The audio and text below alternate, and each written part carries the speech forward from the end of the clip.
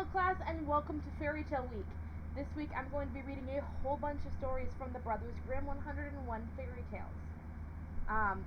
So a little bit of background on fairy tales. Fairy tales are written to teach us something. So after each fairy tale I'm going to ask you to think about what lesson do you think that this fairy tale is trying to teach you. Like, for example, we did Rumpelstiltskin in class a couple weeks ago. And Rumpelstiltskin was trying to teach us to tell the truth, because telling lies got people in trouble, and to keep your promises. Because when the princess, or the queen, the miller's daughter, didn't want to keep her promise, that's when she got in trouble and almost lost her child. Alright? So, when you're listening to these fairy tales, try to think about what the lesson is. Because these stories were originally just told around a campfire. You'd be sitting there, your grandma or your grandpa would be telling you, okay, once upon a time, it's time for fairy tales, and they'd be sharing these stories. But the Brothers Grimm didn't actually write these fairy tales, they went around and collected them. So people would be telling these stories around the campfire, the Brothers Grimm would come in and be like, hey, we want to write this down. So, we're going to be reading some fairy tales this week that you may never have heard of before. I know a lot of you are familiar with basically any fairy tale that Disney has adapted, but even they change things when they tell their story.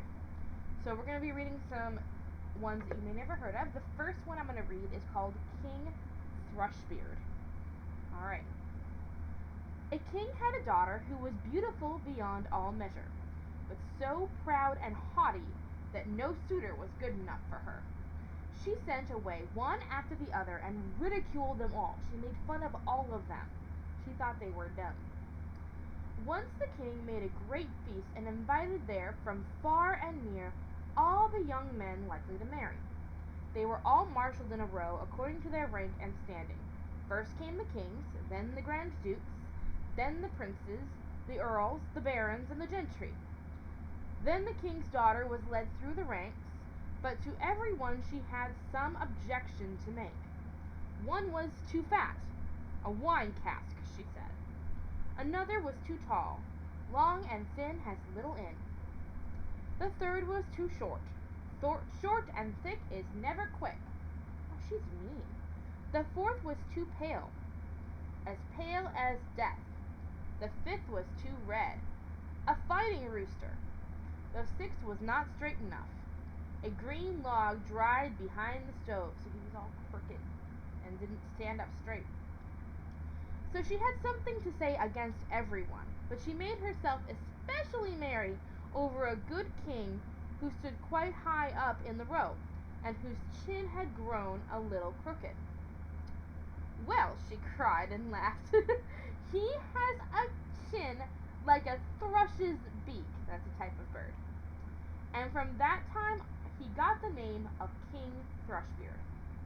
But the old king, when he saw that his daughter did nothing but mock the people, and despised all the suitors who were gathered there, was very angry, and swore that she should have for her husband the very first beggar that came to his doors. A few days afterwards a fiddler came and sang beneath the windows, trying to earn a small amount of money. When the king heard him, he said, "Let him come up." So the fiddler came in his dirty, ragged clothes, and sang before the king and his daughter. And when he had ended, he asked for a trifling gift, just a couple of coins. The king said, "Your song has pleased me so well that I will give you my daughter to wed." The king's daughter shuddered, but the king said, "I have taken an oath to give you the very first beggar, and I will keep it." All she could say was in vain. The priest was brought, and she had to let herself be wedded to the fiddler on the spot. When that was done, the king said, "Now, it is not proper for you, a beggar woman, to stay any longer in my palace. You may just go away with your husband."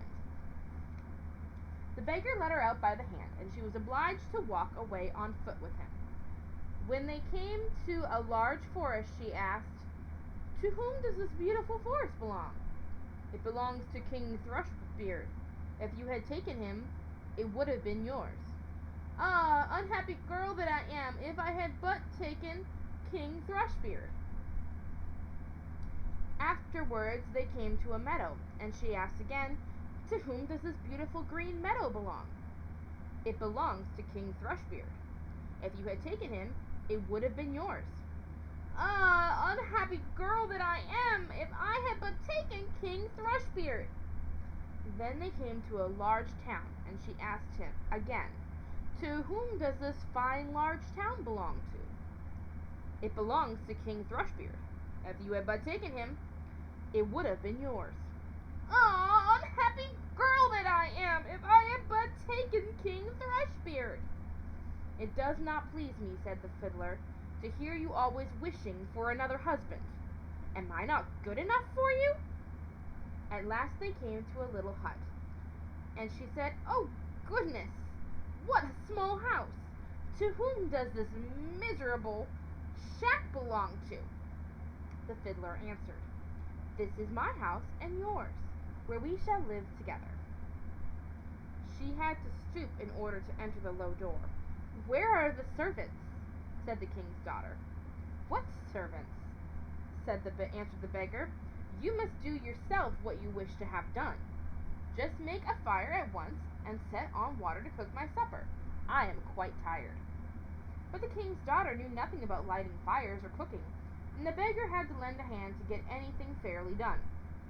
When they had finished their scanty meal, and they went to bed, but he forced her to get up quite early in the morning in order to look after the house. For a few days they lived this way, until they came to the end of all their provisions. Then the man said, "Wife, we cannot go on any longer eating and drinking here and earning nothing. You must weave baskets." He went out, cut some willows, and brought them home. Then she began to weave, but the tough willows wounded her delicate hands. "I see that this will not do," said the man. "You had better spin. Perhaps you can do that better." She sat down and tried to spin, but the hard thread soon cut her soft fingers so that the blood ran down. "See," said the man, "you are fit for no sort of work. I have made a bad bargain with you. Now I will try to make a business with pots and earthenware, and you must sit in the marketplace and sell them." So she was bad at spinning and weaving. "You can't make any money. You're going to sit and sell these pots in the marketplace for me." But the market was of no use. She had to yield, but it was of no use. She had to yield unless she chose to die of hunger. For the first time she succeeded, for the people were glad to buy the woman's wares because she was good-looking, and they paid her what she asked. Many even gave her the money and left pots with her as well. So they lived on what she had earned as long as it had lasted. And then the husband bought a new supply of crockery, when she sat down at the corner of the marketplace and set it out around her ready for sale. But suddenly there came a drunken hustler galloping along, and he rode right amongst the pots, so they were all broken into 1,000 bits. She began to weep, for she did not know what to do for fear. There's a typo in this book. "Alas, what will happen to me?" cried she. "What will my husband say to this?" She ran home and told him of the misfortune. "Who would seat herself in the corner of the marketplace with crockery?" said the man. "Stop crying. I see very well that you cannot do any ordinary work.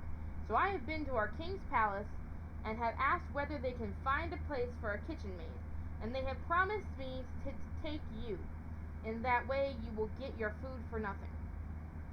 The king's daughter, now a kitchen maid, was now a kitchen maid, and had to be at the cook's beck and call, and do the dirtiest work. In both her pockets she fastened a little jar, in which she took home her share of the scraps, and upon this they lived. It happened that the wedding of the king's eldest son was soon to be celebrated. So I guess that's her brother. So the poor woman went up and placed herself by the door of the hall to watch. When all the candles were lit, and people, each more beautiful than the other, entered, and all was full of pomp and splendor, she thought of her fate with a sad heart, and cursed the pride and haughtiness which had humbled her and brought her to such great poverty. The smell of the delicious dishes which were being taken in and out reached her, and now and then the servants threw her a few morsels of them. These she put in her jars to take home. Suddenly the king's son entered, clothed in velvet and silk, with gold chains around his neck. And when he saw the beautiful woman standing by the door, he seized her by the hand and would have danced with her. But she refused and shrank with fear, for she saw that it was King Thrushbeard, her suitor, whom she had driven away with scorn. Her struggles were of no avail. He pulled her into the hall, but the band to which her pockets were fastened broke. All the pots fell down, the soup ran out, and all the scraps were scattered about. And when the people saw it, there arose general laughter and derision, and she was so ashamed that she would rather have been 1,000 fathoms below the ground. She sprang to the door and would have run away, but on the stairs a man caught her and brought her back. And when she looked at him, it was King Thrushbeard again. He said to her kindly, "Do not be afraid. I am the fiddler who has been living with you in that wretched pigsty. For love of you I disguised myself so, and I was also the hustler who rode through your crockery. This was all done to humble your proud spirit, and to punish you for the insolence with which you mocked me." Then she wept bitterly and said, "I have done great wrong, and I am not worthy to be your wife." But he said, "Be comforted. The evil days are in the past. Now we will celebrate our wedding." Then the maids-in-waiting came and dressed her in the most splendid clothing, and her father and his whole court came and wished her happiness in her marriage with King Thrushbeard. And the joy now began in earnest. I wish you and I had been there too.